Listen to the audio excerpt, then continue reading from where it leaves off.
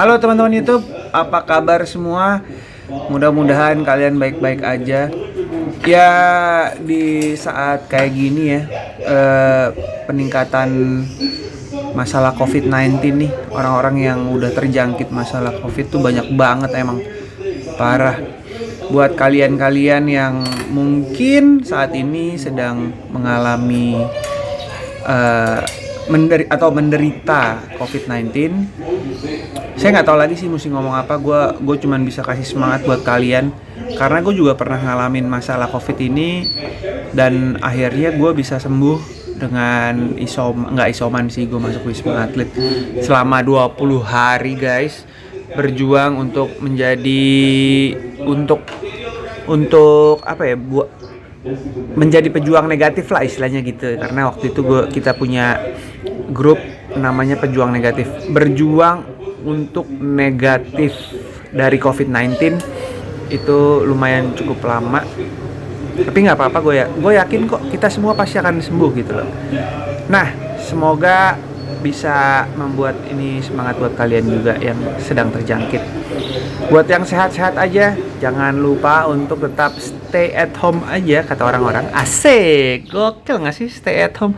Emang sih susah kalau stay at home tuh mau ngapain gitu.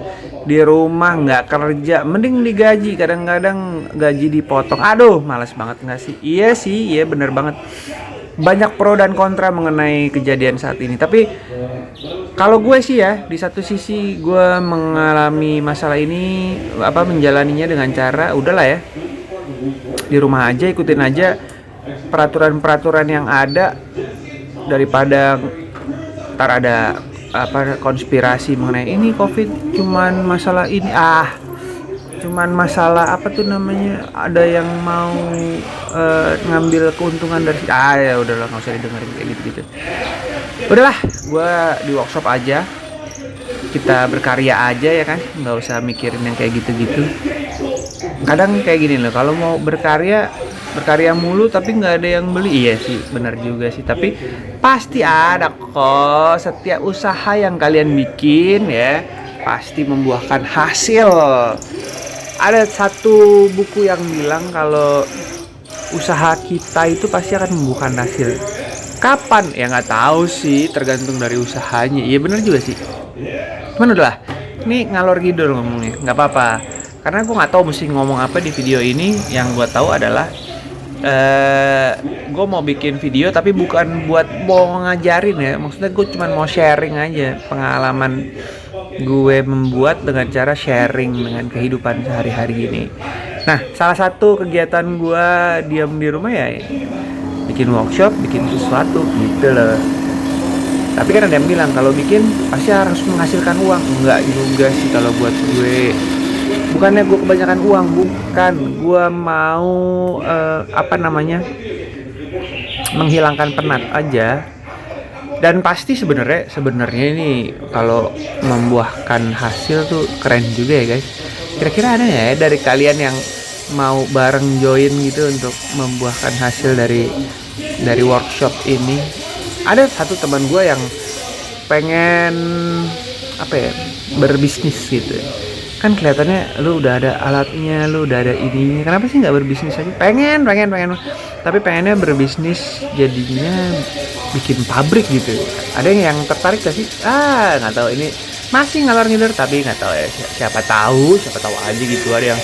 Ada yang pengen, ada yang sepikiran sama gue, nggak tahu juga. Namanya juga usaha ya guys. Oke guys. Oh ya, sebelumnya gue mau membahas mengenai channel gue nih. Channel gue nih namanya Nul. Coba deh, ada beberapa dari kalian yang memang bilang, kok namanya Nul sih? Kok namanya Nul? Bukan, namanya Edo Borne sih. Cuman gue juga nggak tahu ini kenapa jadi namanya Nul di YouTube nih. Apa YouTube emang diskriminasi channel gue biar? Nggak juga sih, nggak juga. Udah dimonetize juga, udah oke juga, udah dapat iklan juga, tapi kenapa tetap namanya Nul? Gue juga nggak tahu. Istri gue juga nanya sih.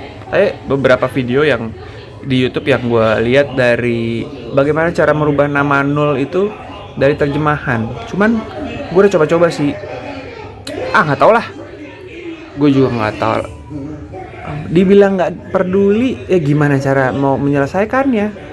Mungkin dari kalian ada yang tahu bagaimana cara penyelesaiannya, ya kirim-kirim aja komen, biar gue bisa cari solusinya, biar gue bisa menemukan solusinya dari masalah pernulan-nulan ini. Oke guys, oh ya, gue juga mau promo dulu. Oh, bukan mau promosi, gue mau sharing aja mengenai guys, gimana ya kira-kira kalau misalkan gue punya acara di salah satu stasiun TV mengenai pertukangan. Bukan menurut kalian gimana? Cocok nggak? Nggak tahu juga sih. Mungkin ada yang bilang cocok, ada yang bilang enggak, ya nggak tahu juga sih. Tapi ini real sih kejadian kalau memang salah satu stasiun TV nawarin gue untuk bikin acara. Namanya redesign. Tepatnya di Trans TV.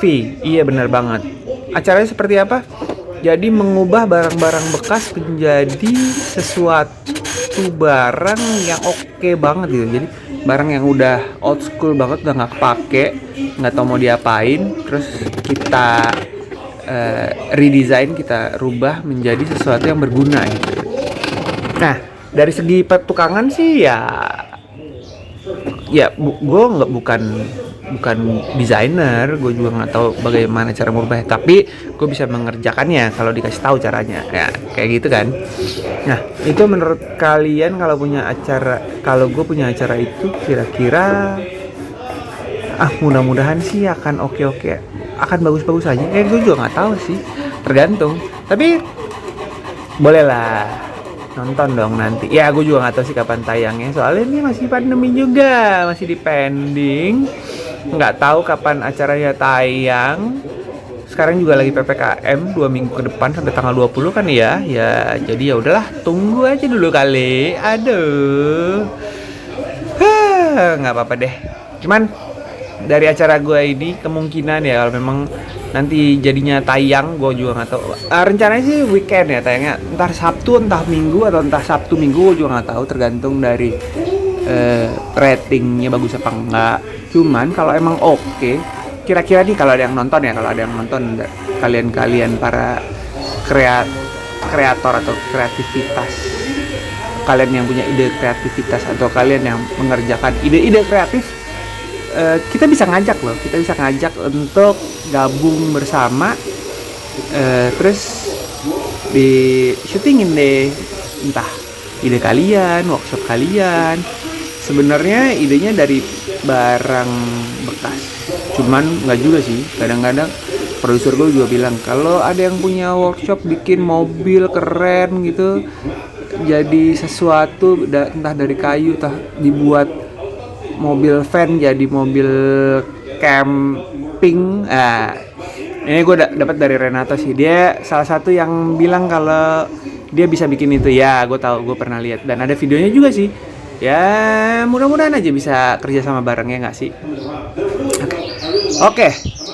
Oh ya, selain ngomongin itu, gue juga mau ngomongin masalah komunitas kita nih, komunitas hobi kayu nih guys. Udah 2 tahun ini kita nggak ngadain acara apa-apa. Iya benar, nggak ada ngadain acara apa-apa. Cuman kalau yang kalian nonton, kalian kira-kira punya inspirasi nggak mau bikin acara apa gitu? Maksudnya komunitas pekerja kayu, entah pekerja kayu, ada pekerja metalworking, woodworking dan metalworking yang pernah kita adain sebelumnya itu kolaborasi atau bikin event lagi, misalkan kompetisi ngerjain sesuatu, dapat hadiah puluhan juta. Itu udah pernah kita kerjain juga. Cuman gue pengen satu ide yang out of the box gitu dari kalian. Mungkin bisa tulis di komen mengenai acara apa yang mesti dibikin ya untuk para pengrajin kayu, pengrajin metal, atau pengunggah ide-ide kreativitas gitu. Mungkin kita bisa kolaborasi ya, kata juga. Aduh, dari tadi ngomong nggak berhenti. Iya benar. Tapi sampai lupa deh review barangnya. Ya gue ngerjain ini tetap dari project istri bilang suruh bikin ini, ya udahlah bikin. Menurut kalian gimana? Kasih komennya di gue. Oke guys, kita ketemu lagi di video berikutnya. Jangan pernah berhenti untuk berkreasi karena kalian tidak sendirian. Thank you guys.